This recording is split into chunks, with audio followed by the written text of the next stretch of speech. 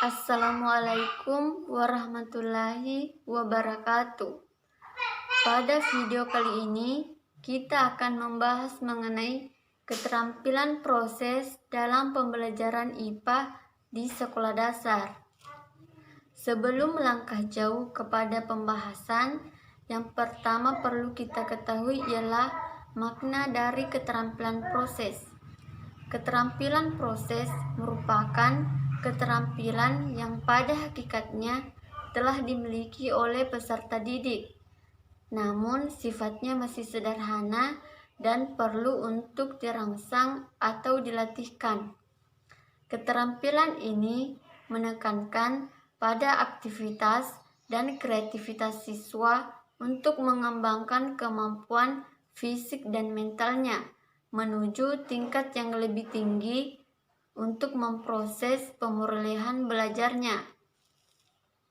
Keterampilan proses ini memiliki tujuan, yaitu untuk menjelaskan konsep, pengertian, dan fakta yang dipelajari oleh siswa. Karena pada hakikatnya, siswa sendirilah yang akan menemukan konsep-konsep tersebut. Banyak alasan mengapa guru harus menerapkan keterampilan proses ini di dalam pembelajaran ilmu pengetahuan alam. Yang pertama, perkembangan ilmu pengetahuan dan teknologi yang semakin cepat. Maka dari itu, guru harus menerapkan dan menggunakan teknologi untuk memudahkan kegiatan pembelajaran. Yang kedua, pada siswa pendidikan dasar akan lebih mudah memahami konsep-konsep yang rumit dan abstrak jika disertai dengan contoh-contoh. Yang ketiga, pada siswa sekolah dasar dapat menemukan berbagai sumber belajar lain melalui latihan-latihan yang berkualitas dan terencana dengan baik. Dan yang terakhir, pemahaman siswa yang didapat ketika menerapkan keterampilan proses akan lebih bermakna dan akan lebih lama diingat. Prinsip keterampilan proses terdiri atas perubahan ilmu pengetahuan dan teknologi serta pengalaman intelektual, emosional, dan fisik yang dibutuhkan agar hasil belajar lebih optimal. Pada hakikatnya, keterampilan proses melibatkan keterampilan lain.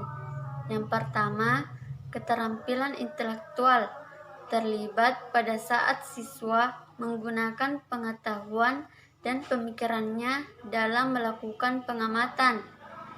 Yang kedua, keterampilan manual terlibat pada saat siswa menggunakan alat maupun bahan dalam pengamatan. Yang terakhir, keterampilan sosial terlibat pada saat siswa mendiskusikan hasil pengamatannya bersama teman-temannya. Jenis-jenis keterampilan proses terdiri dari dua, yaitu yang pertama, keterampilan proses dasar atau yang sering disebut dengan basic skill, dan yang kedua, keterampilan proses terintegrasi atau terpadu dan biasa disebut dengan integrated skill. Pada keterampilan proses dasar terbagi atas bermacam-macam keterampilan proses lainnya. Yang pertama, keterampilan mengobservasi. Mengobservasi merupakan keterampilan proses IPA yang paling dasar. Keterampilan ini dikembangkan menggunakan semua alat indera untuk mendapatkan informasi. Contoh kegiatan dalam pembelajaran ialah siswa menjelaskan dan melakukan pengamatan terhadap sifat benda berupa warna, bentuk, tekstur, bau, maupun ukuran. Keterampilan yang kedua ialah Keterampilan mengklasifikasi. Klasifikasi atau mengelompokkan berguna untuk melatih peserta didik dalam menunjukkan persamaan, perbedaan, maupun hubungan timbal baliknya. Contohnya dalam kegiatan pembelajaran adalah siswa mengklasifikasi sifat-sifat hewan, sifat-sifat tumbuhan, maupun sifat-sifat magnet berdasarkan kemagnetannya. Yang ketiga, keterampilan mengukur. Mengukur merupakan keterampilan yang menggunakan kemampuan penggunaan cara mengukur secara benar dan menerapkan cara penghitungan dari penggunaan alat ukur tersebut. Contohnya dalam kegiatan pembelajaran ialah siswa mengukur volume cairan menggunakan gelas ukur. Kemudian siswa juga dapat mengukur panjang meja menggunakan penggaris. Keterampilan yang keempat adalah keterampilan mengkomunikasikan. Komunikasi berarti menyatakan hasil pengamatan atau observasi yang telah dilakukan, baik secara lisan maupun tulisan.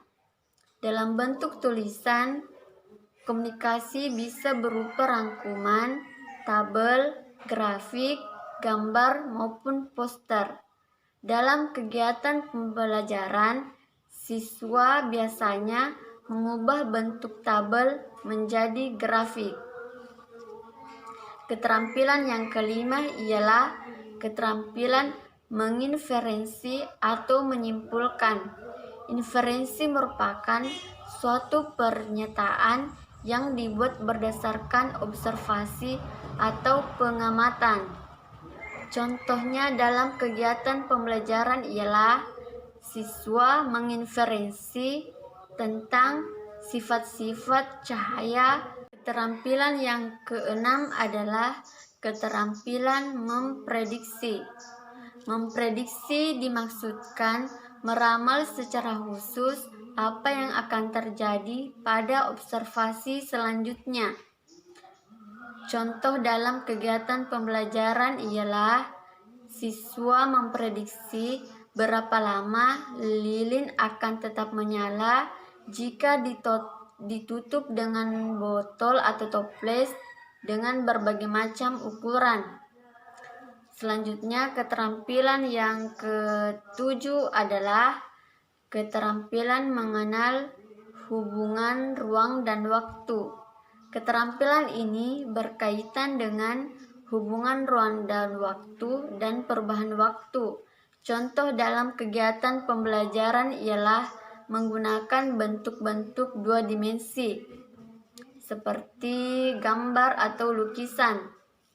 Dan keterampilan yang kedelapan mengenal hubungan bilangan-bilangan.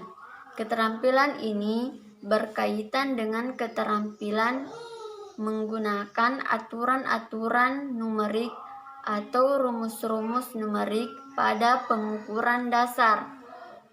Dalam kegiatan pembelajaran ialah menggunakan latihan-latihan aturan atau rumusan numerik untuk mengembangkan keterampilan ini.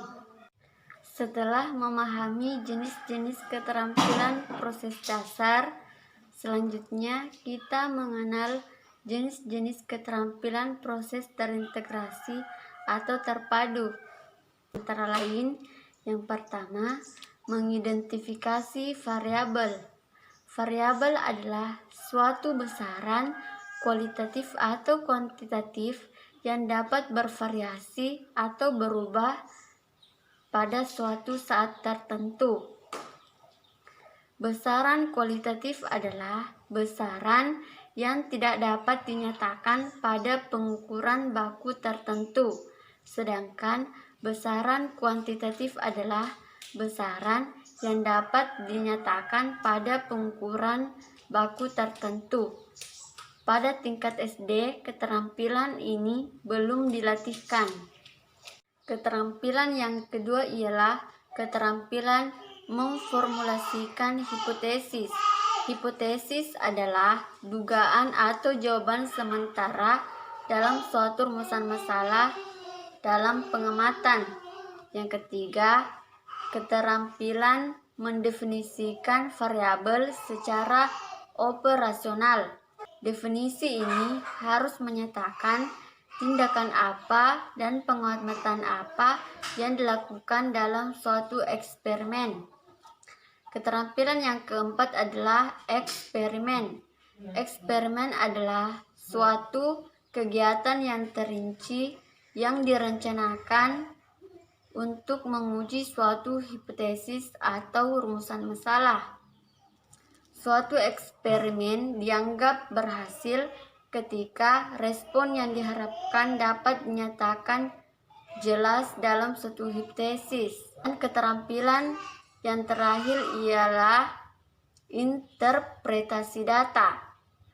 Rumusan hipotesis tidak dinyatakan dalam bentuk pernyataan maupun pertanyaan. Akan tetapi, rumusan hipotesis dinyatakan dalam rumusan induktif dan rumusan deduktif. Rumusan induktif berdasarkan data pengamatan, sedangkan rumusan deduktif berdasarkan teori.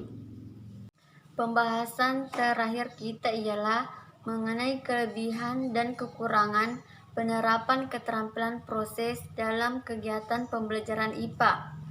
Kelebihannya ialah menjadikan siswa kreatif, menumbuhkan sikap ilmiah pada siswa, memudahkan siswa menemukan fakta dari konsep-konsep yang ada, memberikan pengalaman baru dalam kegiatan pembelajaran, menjadikan pembelajaran lebih menarik dan menyenangkan. Sedangkan kekurangannya ialah pada percobaan tertentu akan membutuhkan waktu yang lama. Selanjutnya, alat dan bahannya terkadang sukar didapat. Dan yang terakhir,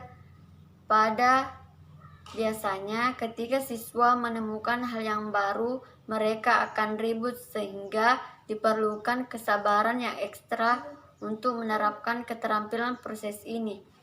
Sekian pembahasan mengenai keterampilan proses dalam pembelajaran IPA di sekolah dasar. Semoga video ini bermanfaat bagi kita semua. Wassalamualaikum warahmatullahi wabarakatuh.